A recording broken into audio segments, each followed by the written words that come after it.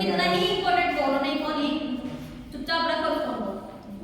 इस स्थिति या दशा को तापमान का प्रतिलोमन कहा जाता है। तापमान का प्रतिलोमन कहा जाता है।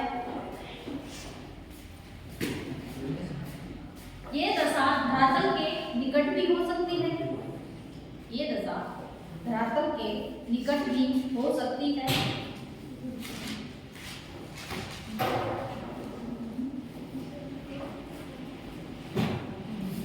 अधिक ऊंचाई पर होने वाला प्रतिलोमन धरातल के निकट भी हो सकती है। धरातल के निकट भी हो सकती है। अधिक ऊंचाई पर होने वाला प्रतिलोमन अधिक स्थायी होता है।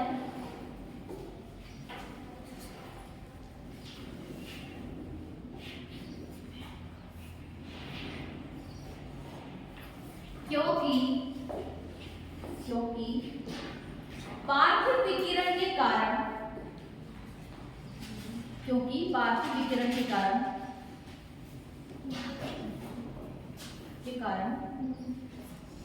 गर्म होने वाली ऊपरी वायु परत को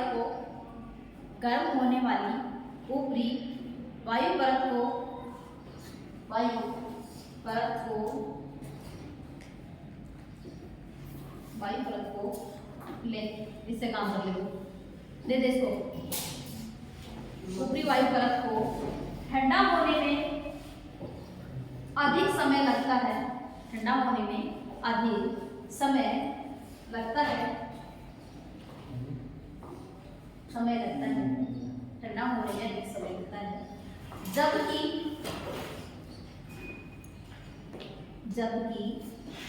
धरातल के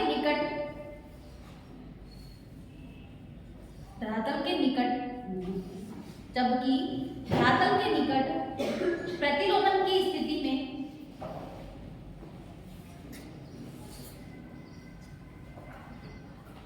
गर्म वायु कुछ समय बाद ठंडी स्थिति में आ जाती है। गर्म वायु कुछ समय बाद ठंडी स्थिति में आ जाती है तथा सामान्य दशा बन जाती है। सामान्य दशा बन जाती है।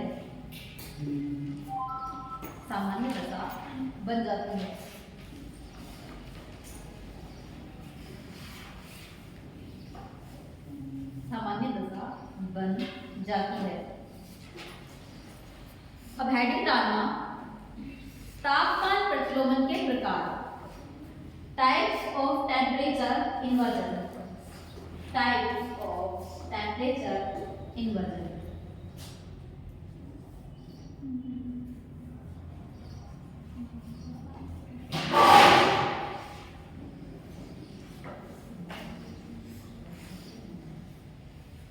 पहला लिखना धरातलीय प्रतिलोमन।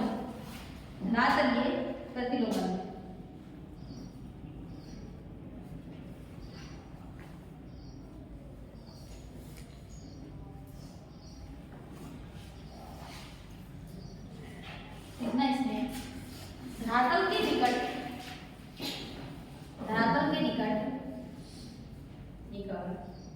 वायुमंडल के सबसे निचली परत में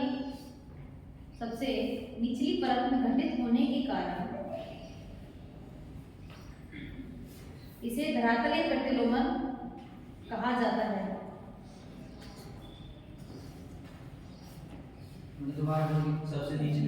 सबसे निचली परत में घटित होने के कारण इसे धरातलीय प्रतिलोमन कहा जाता है।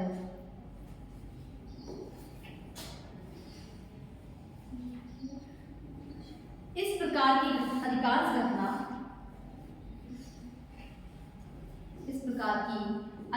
घटना मध्य एवं उच्च अक्षांशों में देखने को मिलती है।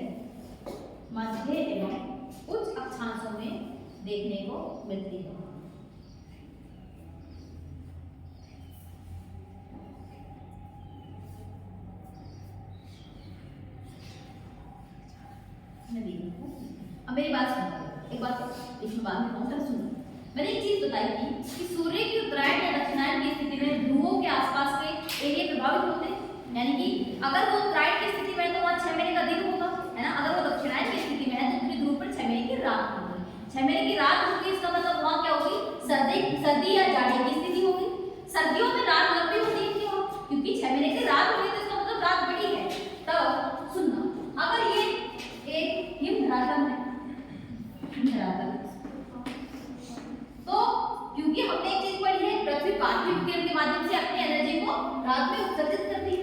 अब क्योंकि जाड़े के दिनों में रात ना बड़ी है, तो रात में पार्थिव विकिरण के द्वारा अपनी ऊष्मा को उत्सर्जित करने के लिए इसके पास ज्यादा समय मिलता है।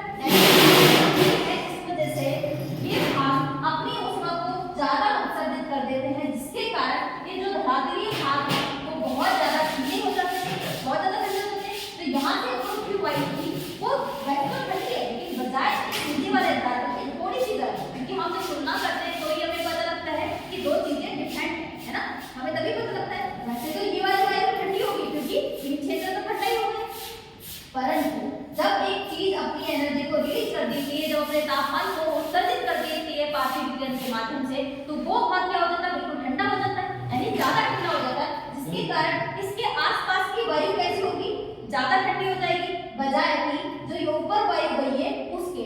तो इसी कारण ये धरातलीय प्रतिलोमन की स्थिति बनती है, और ये वायुमंडल के सबसे निचली परत यानी कि क्षोभमंडल में बनती है। हमने एक चीज पढ़ी थी कि हिम प्रदेश या ध्रुवों के आसपास क्षोभमंडल की ऊंचाई सबसे कम होती है, लगभग 8 के आसपास, और जबकि हमने क्या पढ़ी थी, विषुवत रेखा पर इसकी ऊंचाई सर्वाधिक होती है। यही पढ़ा था कि नहीं पढ़ा था। तो वहां पर वायुमंडल की सबसे निचली परत में ये घटना होती है, इसीलिए इसे धरातलीय प्रतिलोमन की स्थिति कहते हैं। बनती क्यों है, क्योंकि वहां पर ध्रुवीय क्षेत्रों में सर्दियों में या जाड़े की रात में रात ज्यादा लंबी होती है, जिसके कारण पार्थिव विकिरण के माध्यम से ऊष्मा ज्यादा उत्सर्जित होने से धरातल बहुत ज्यादा ठंडे हो जाते हैं। ठंडे होने से वहां जो लगने वाली वायु, मतलब आसपास की वायु, क्योंकि आपको पता है कि धरातल होता है तो अब हमारे पैर में वहां लग रही है, इसका मतलब है कि वायु इतनी नीचे से बह रही है। अब वो इससे क्योंकि ठंडी किस लिए हो रही है, क्योंकि हमारे धरातल ठंडा है, इस वजह से वायु ठंडी हो रही है, क्योंकि वायु का स्रोत क्या है, धरातलीय लोग, जिसके कारण वायु बहुत ज्यादा ठंडी हो जाती है। और जो हल्की वायु ऊपर उठ गई थी, तो इस वजह से कुछ समय के लिए वहां ये स्थिति बन जाती है, जिसे हम कहते हैं धरातलीय प्रतिलोमन। समझ में आया? तो लिखो थोड़ा सा और इसके लिए इसको बोलते हैं surface temperature immersion. Surface temperature immersion लिखो। इसमें सर्दी या जाड़े की ऋतु में, सर्दी या जाड़े की ऋतु में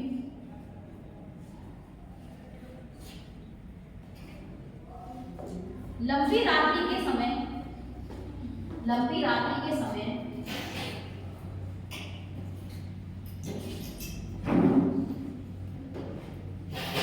रात्रि के समय घटित होती है,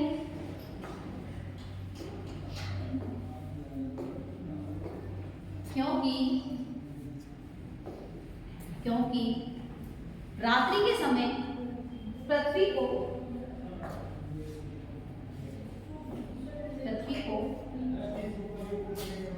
सौर्य ऊष्मा की प्राप्ति होना समाप्त हो जाता है। सौर्य ऊर्जा या ऊष्मा की प्राप्ति होना समाप्त हो जाता है,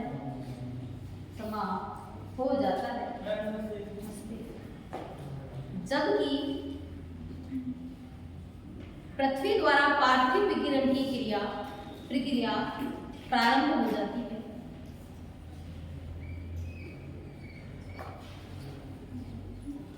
पार्थिव विकिरण की क्रिया प्रारंभ हो जाती है,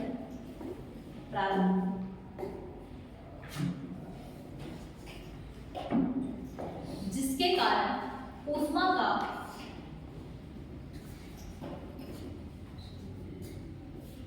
अधिक नाश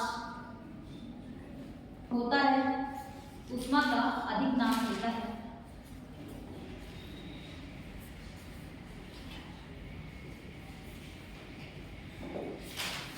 शीतलहर से चलना शुरू हो गई। आज आए थे तो फिर आज से शीतलहर शुरू हो जाएंगे। स्वेटर तो पहनने आएगा, और इसमें ये जो थोड़े से वो बनते हो, ये जो गए चलिए क्या बोलते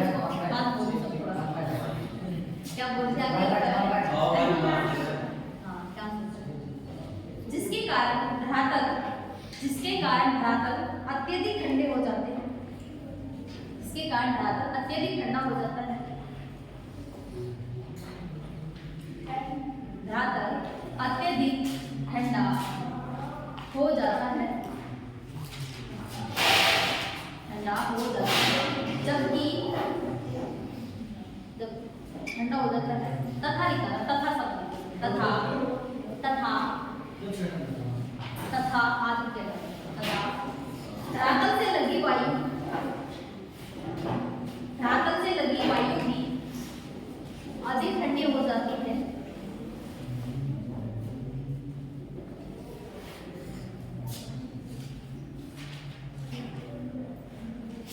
वायु भी ठंडी हो जाती है, जबकि जबकि जबकि ठीक उसके ऊपर ऊष्मा जबकि ठीक उसके ऊपर ऊष्मा का कम ह्रास होने से, ऊष्मा का कम ह्रास होने से वायु की गर्म परत पाई जाती है, वायु की गर्म परत पाई जाती है।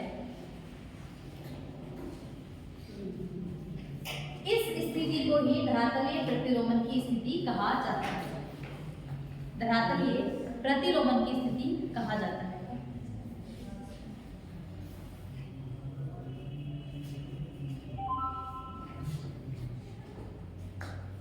प्रतिलोमन की स्थिति कहा जाता है। समझ में आया जी? मैंने जो बोला था मैंने वही लिखवाया। अगर आप तुमसे कोई भी पूछे, क्योंकि ये टॉपिक ऐसे हैं जो तुम्हें बहुत कम समझ में आते हैं, क्योंकि मैंने जहाँ तक मैंने महसूस किया टॉपिक सबसे हार्ड टॉपिक है जो हम लोग पढ़ रहे हैं। टेम्परेचर इन्वर्जन को मुझे मैं कह रही हूँ जो चीज़ मैं समझा रही हूँ वो मैंने नहीं समझाई, समझ में आएगी इस वजह से तुम्हें समझाई। टेम्परेचर इन्वर्जन का मतलब क्या होता है? सामान्य स्थिति के विपरीत स्थिति। ये एक प्रकार है धरातलीय प्रतिलोमन। धरातलीय प्रतिलोमन का मतलब क्या हुआ? कहाँ पर? पहले तो ये याद रखना है कि कहाँ संपर्क होता है, ज्यादातर कहाँ होगा? उच्च अक्षांश या मध्य अक्षांशों में। मध्य अक्षांश और उच्च अक्षांशों में क्या होती है? रात्रि का समय लंबा होता है और संज्ञा होती है, क्योंकि जब सूर्य उत्तरायण या दक्षिणायन की स्थिति होगी, ये स्थिति हमें किसी न किसी ध्रुव पर देखने को मिलेगी। जब सूर्य उत्तरायण की स्थिति में होगा तो दक्षिणी ध्रुव पर 6 महीने का रात होगा, अगर सूर्य दक्षिणायन होगा तो उत्तरी ध्रुव पर 6 महीने की रात होगी। ये चीज समझ में आ रही है?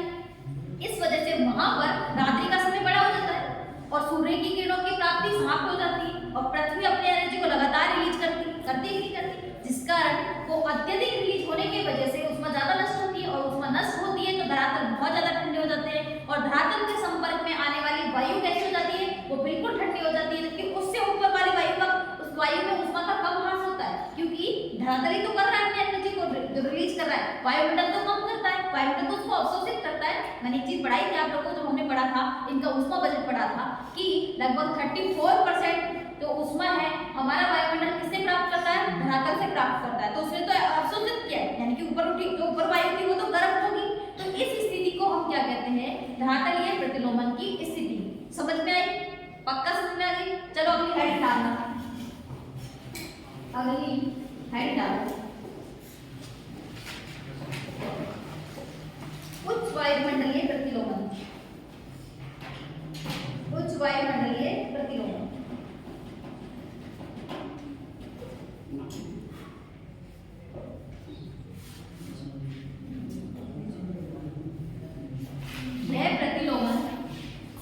यह प्रतिलोमन केवल हेडिंग डाल दे, अगला एक पर ना छोड़ दे। दिख रहा है कि लिस्ट का बात पूरी तरह काम पड़ जाएगा। यह प्रतिलोमन दो प्रकार का होता है, यह प्रतिलोमन दो प्रकार का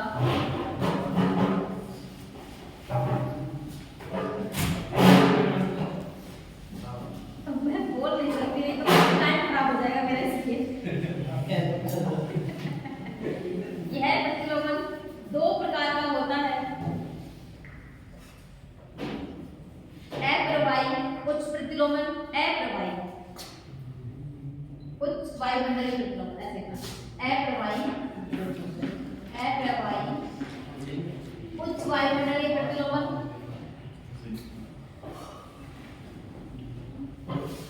सेकंड लिखना यांत्रिक प्रतिलोमन, यांत्रिक प्रतिलोमन।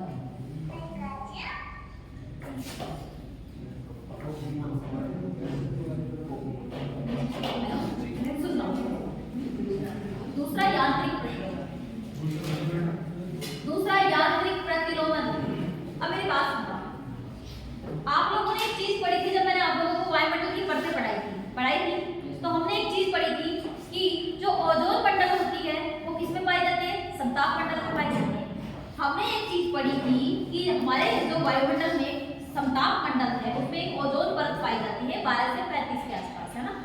यानी कि हमने वो उसकी समताप मंडल की ऊंचाई थी लगभग 50 के आसपास थी, 50 किलोमीटर के आसपास थी, उसमें से 12 से 35 तक की ओजोन परत। तो ओजोन परत पर हमने एक चीज पढ़ी थी, क्या पढ़ी थी कि जब सूर्य की किरणें आती हैं तो सूर्य की पराबैंगनी किरणों को ओजोन मंडल या ओजोन परत अवशोषित करती है और उसके ऊपर मध्य मंडल आता है। मध्य मंडल में टेम्परेचर कितना होता है, माइनस के ऊपर पहुंच जाता है ना। टेम्परेचर घटता है उसमें मध्य मंडल में, जबकि समताप मंडल में टेम्परेचर या तो बढ़ेगा या फिर स्थिर रहता है, क्योंकि ओजोन परत क्या करती है, उस ऊष्मा को अवशोषित करती है, जिसके कारण वहां पर वायु क्या हो जाती है, गर्म होती है, जबकि उसके नीचे वाली वायु कैसे होती है, ठंडी होती है। ये किस कारण हो रहा है, मैंने इसमें क्या लिखवाया, दो तरह का इसमें परिवर्तन या प्रतिलोमन होता है। पहला कौन सा है, अप्रवाही प्रतिलोमन। इसमें बताओ हवा चल रही है, नहीं चल रही है, क्योंकि हवा तो स्थिर है, लेकिन जो ओजोन परत थी उसने सीधे ऊष्मा को ग्रहण किया है, क्योंकि पराबैंगनी किरणें किससे छन के आती है, ओजोन परत से छन के आती है, तभी वो हमारे धरातल पर आती है। अगर वायुमंडल में ओजोन परत ना हो तो इस पर पृथ्वी पर जीवन संभव नहीं हो सकता, क्योंकि ओजोन लेयर बहुत खतरनाक, ओजोन लेयर पर आने वाली जो विकिरण है या पराबैंगनी किरण है वो बहुत डेंजरस होती है। इनमें इनके टाइप्स होते हैं, A type, B type, C type. सबसे खतरनाक होती है बी टाइप की ओजोन परत में आने वाली कौन सी, पराबैंगनी किरणें। ये जो अल्ट्रावायलेट वेव्स हैं अगर ये धरातल पर सीधे आती तो हमारे मनुष्य के संपर्क में आने से हमारी चमड़ी कैंसर हो जाते हैं, यानी कि चर्म रोग या फिर जो हमारी त्वचा के कैंसर हो जाते हैं, जिसके कारण और सबसे बड़ी की टेम्परेचर इंक्रीज हो जाता है। लेकिन क्योंकि वायुमंडल के मध्य में ये परत लगी हुई है, जिसे हम क्या कहते हैं पृथ्वी का रक्षक या पृथ्वी का कंबल के रूप में भी जानते हैं, तो ये क्या करती है, वायुमंडल में ही अवशोषित कर लेती है इन अल्ट्रावायलेट वेव्स को, हानिकारक वाली, जिसके कारण तापमान वहां पर इंक्रीज हो जाता है, बजाय उसके नीचे कैसा रहता है, टेम्परेचर कम रहता है। तो इस वजह से वायुमंडल में किसकी स्थिति बन जाती है, तापमान प्रतिलोमन की स्थिति। लिखो इसमें, लिखो हेडिंग डालना, अप्रवाही उच्च वायुमंडलीय प्रतिलोमन, अप्रवाही उच्च वायुमंडलीय प्रतिलोमन, वायुमंडलीय प्रतिलोमन। इसमें लिखना समताप मंडल में पाई जाने वाली, समताप मंडल में पाई जाने वाली, समताप मंडल में पाई जाने वाली ओजोन परत, ओजोन परत सूर्य से आने वाली पराबैंगनी किरणों का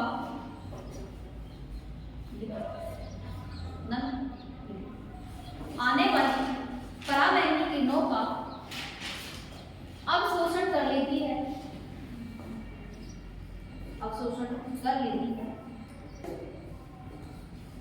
जिसके कारण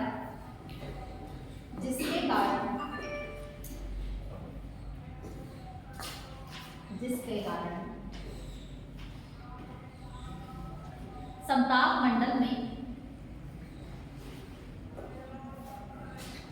तापमान प्रतिलोमन की स्थिति उत्पन्न हो जाती है,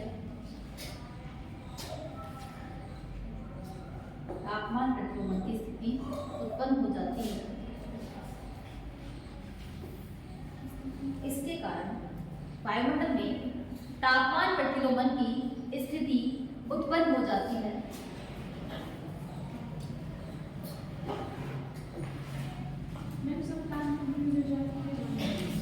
वायुमंडल समताप मंडल लेकिन वायुमंडल के अंदर वायुमंडल की परत तो है समताप मंडल, है ना, स्थिति उत्पन्न हो जाती है। इसे अप्रवाही तापीय प्रतिलोमन इसलिए कहा जाता है, इसे अप्रवाही तापीय प्रतिलोमन इसलिए कहा जाता है क्योंकि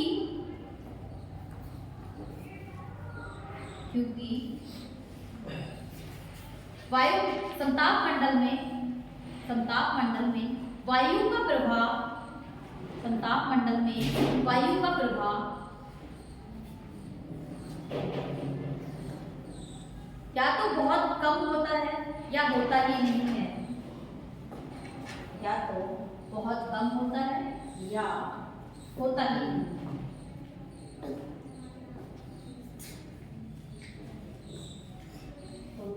नहीं है। ठीक है, देखिए अब हेडिंग डालना यांत्रिक प्रतिलोमन के लिए, जैसे आगे पढ़ेंगे यांत्रिक प्रतिलोमन को हेडिंग डाल कर पहले इसको पढ़ो। यांत्रिक प्रतिलोमन पहले से लिखो, यांत्रिक प्रतिलोमन मैकेनिकल इन्वर्जन कहते हैं इसको, मैकेनिकल इन्वर्जन।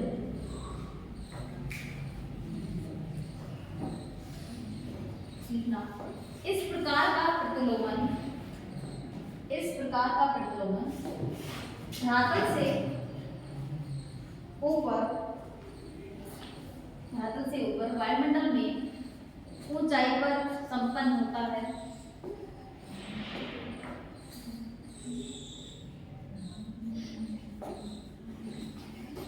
इसमें न तो पार्थिव विकिरण का संपन्न होता है, इसमें ना तो पार्थिव विकिरण का ना गैसों के अवशोषण का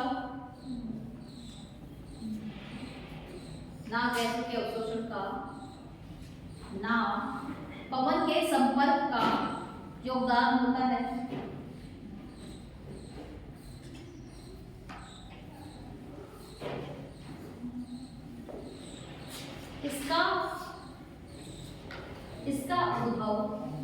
इसका उद्भव वायुमंडल में, इसका उद्भव ना पवन का योगदान होता है, इसका उद्भव वायुमंडल में वायु के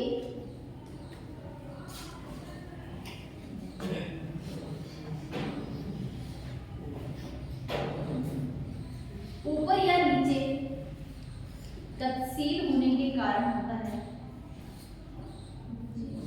ऊपर या नीचे गतिशील होने के कारण होता है।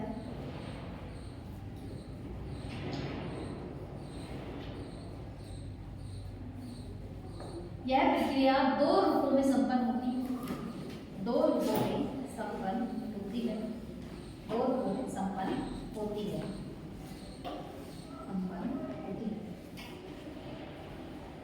और मेरी बात सुनना था, ध्यानपूर्वक सुनना बिल्कुल।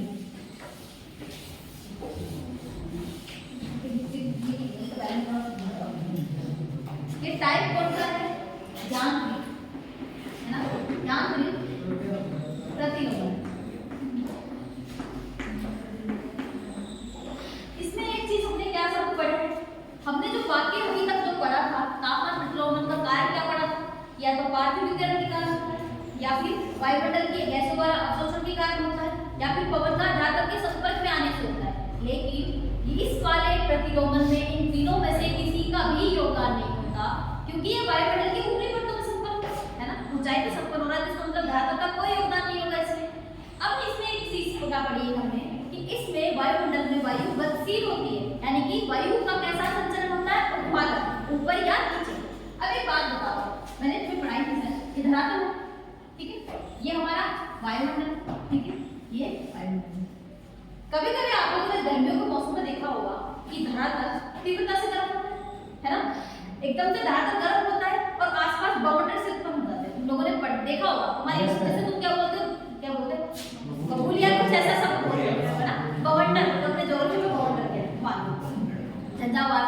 तो गर्मियों के टाइम में क्या होता है, अचानक से धरातल गर्म होता है, धरातल से लगी अचानक से वायु जो एकदम से गर्म होकर ऊपर उठती है, वो तीव्रता से ऊपर उठकर वायुमंडल में ऊपर पहुंचती है। यानी कि धरातल गर्म हुआ, धरातल क्योंकि आपको पता है कि धरातल के जब अगर धरातल हुआ तो वायु धरातल के संपर्क में होगी ही होगी, क्योंकि ऐसे कोई भाग नहीं है जहां पर धरातल इससे संपर्क में नहीं आता, बहुत कम चांस होते हैं। ये वायु अचानक से गर्म होकर क्या होगी, ऊपर उठेगी, इसलिए उसका ग्रहण करेगी और तीव्रता से वायुमंडल में पहुंचती है, और इसकी गति कैसी होती है? ऊर्ध्वाधर गति होती है। हमने एक चीज पढ़ी है कि जैसे जैसे ऊंचाई पे जाते हैं वायुमंडल में टेम्परेचर कम होता है, तो यहाँ पर कोई ठंडी वायु होगी भाई, क्योंकि ऊपर टेम्परेचर कम है, तो इसका मतलब कि जो यहाँ वायु गई थी वो हमारी हल्की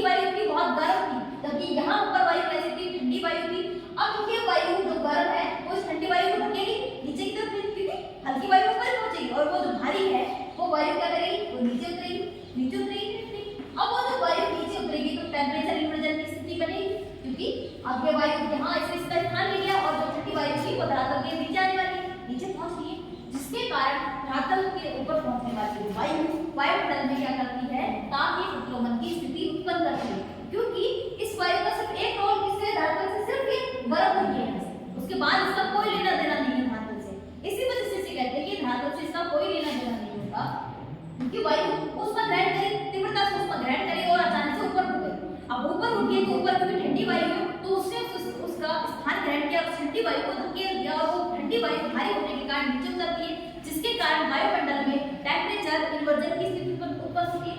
एक तो ये रूप है। दूसरा, जब ये ठंडी वायु नीचे उतर रही थी तो एक बात बताओ, जब ये ठंडी है और भारी है तो आपने पढ़ी है कि वायुमंडल में करते हैं, जब ये नीचे उतरेगी तो ये भारी होकर सिमटेगी ना, सिकुड़ेगी, इसका घनत्व कैसा होगा, भारी होगा। और संपीड़न के कारण क्या होगी, ऊष्मा बढ़ेगी, संपीड़न के कारण वायु गर्म होगी, जिसके कारण नीचे उतरने वाली वायु संपीड़न के कारण गर्म होने लगती है, जिस वजह से इसके नीचे वाले भाग में टेम्परेचर कम रहता है और ये जो नीचे वाले जो ऊपर से वायु आती है इसका टेम्परेचर बढ़ जाता है संपीड़न के कारण।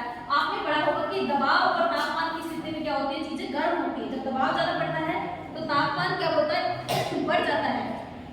अब नीचे आने वाली वायु संपीड़न के कारण, संपीड़न क्यों हो रहा है, क्योंकि वायुमंडल की परतों का इस पर दबाव बढ़ रहा है, वायु दाब बढ़ रहा है, जिसके कारण संपीड़ित वायु का टेम्परेचर बढ़ जाता है। इस वजह से भी तापमान प्रतिलोमन की स्थिति उत्पन्न हो जाती है। लिखना इसको।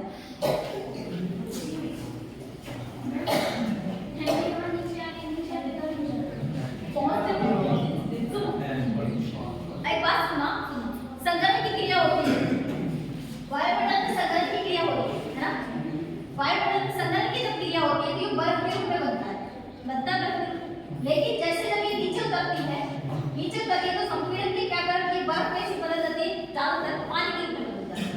क्यों बदली, ये चीज समझते, क्योंकि टेम्परेचर की बढ़ रहा है, संपीड़न के कारण दबाव बढ़ रहा है, जिससे इनकी स्थिति परिवर्तित हो जाती है और ये पानी के रूप में आ जाती है। वही होता है वायु की कारण। जब वायु भारी होती है तो वो नीचे उतरती है, नीचे उतरेगी तो वो कैसे होगी, भारी होगी, संपीड़न होगा, क्योंकि नीचे दबाव बढ़ रहा है, दबाव बढ़ेगा तो चीज गर्म होगी, जिसके कारण ये जो नीचे आने वाली वायु गर्म होने लगती है। गर्म होती है पर इतनी नहीं भयंकर वाली गर्म जो धातु से गई हुई है, लेकिन इसका टेम्परेचर माइनस से डिफरेंस आ जाता है, जिसके कारण ये गर्म हो जाती है। और बताया तो इसकी वायु यहाँ वायु की वो ठंडी रहती है, जिसके कारण भी कभी कभी टेम्परेचर इन्वर्जन की स्थिति उत्पन्न हो जाती है। तो लिखना इसमें हाँ, इसी में रिक्वायर्ड दोनों संपन्न होती है।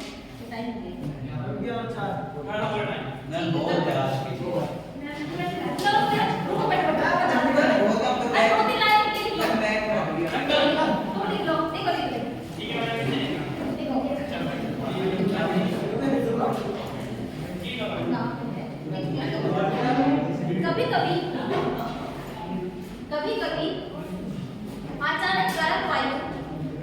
कभी-कभी अचानक गर्म वायु तीव्रता से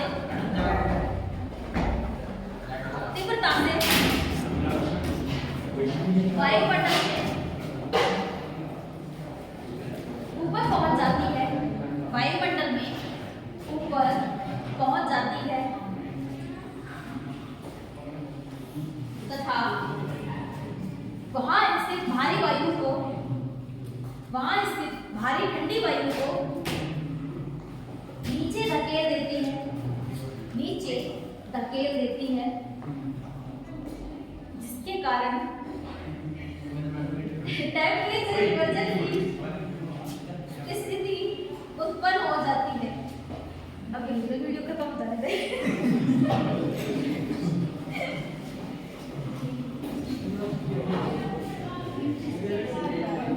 तथा तापमान प्रतिलोमन की स्थिति उत्पन्न हो जाती है।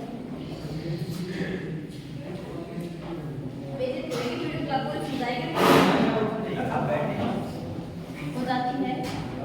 दूसरे रूप में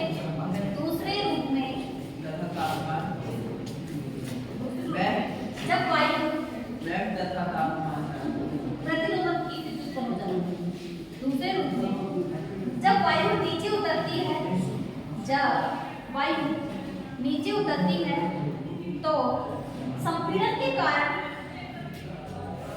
वायु गर्म हो जाती है, संपीड़न के कारण वायु गर्म हो जाती है,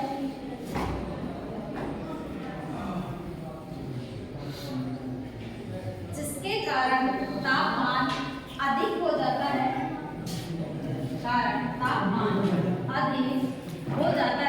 तथा तापमान प्रतिलोमन की स्थिति उत्पन्न हो जाती है।